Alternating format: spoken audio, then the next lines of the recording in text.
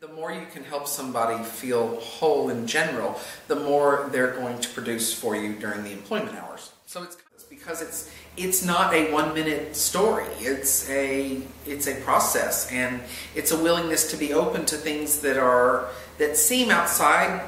They seem really kind of on the fringe, but they're really not. They're really at the very core of what we all really expect. It's just hard to put it into words. And I think that's where human potential is. That's something that I think everybody can understand. We all, as an employer, we all want to maximize the potential of our employees. Period, paragraph. You just want to maximize them. And if all they can do is pull staples, then they'll be the best darn staple puller you got. I know that there are larger companies that are really beginning to envelop that concept of overall mental and emotional awareness and health, because that's how they're going to get the best out of their employee. I mean, if you look into the business place, most of the time business place is focused on profitability, which is a foundational understanding that we're here to make money. That's the way life is. But at the same time, you also want the people that you're working with to be doing something that they're proud of and that they have earnest and really a deep-rooted faith and belief in their own system and within what they do and what they produce. I do have when we have someone that needs to build trust with someone else or has lost trust for whatever reason, it needs to be discussed, and we need to talk about what caused that, and then one, are they going to allow that trust to be rebuilt, and if they are, what is their pathway to do that, and how can all the parties be beneficial in helping get that point.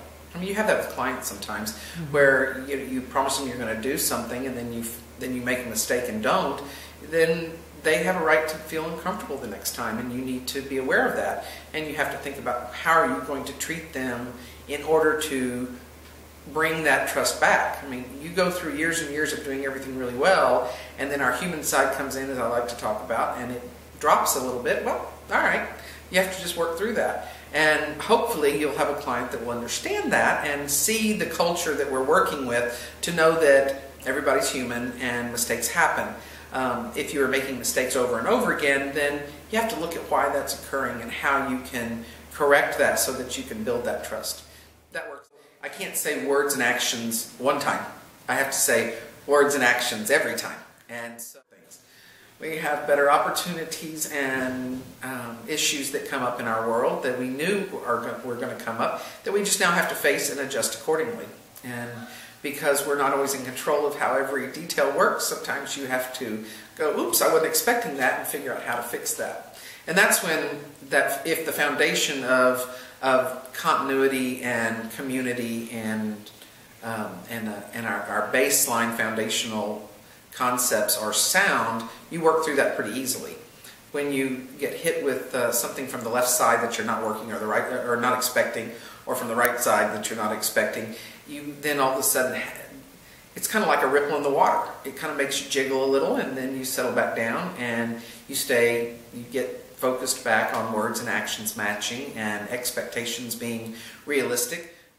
It is easy to set expectations of your dreams, but that doesn't mean that they're always going to work out if they're not based in some reality. And those are the hard pieces to marry together, because some people put some very far-reaching expectations on themselves or on me or on what they expect in life, and it's not necessarily tied to the reality of how you're going to get there.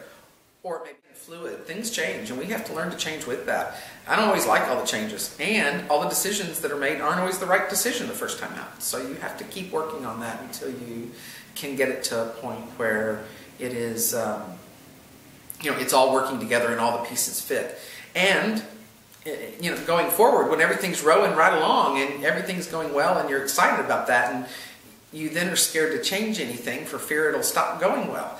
And I think there's just a reality you have to expect, that things will always have a little hiccup here and there, and when it's going well, you have to embrace that instead of being in fear of it kind of breaking apart. And that is something that I continually work on. We've had a wonderful second quarter. Wonderful. I mean, the best ever in 10 years. And so it's kind of, let's just keep doing the same thing. But there was something I needed to work on from a professional standpoint, but wasn't really sure how to get there. In fact, if I remember correctly, it was really also personal. I mean, it was a personal, I could tell something was a little broken, but I couldn't figure out how or what it was, or even really conceive how to look for what it was.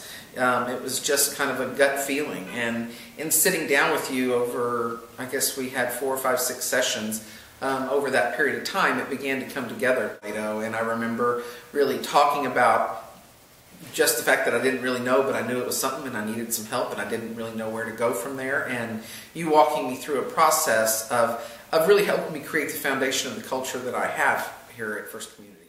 If you are confident and sound in your foundation of who you are, and then that's going to help bring on that that whole person development that I believe in, that I think is a part of what you do in your business and in your work and in your training with people.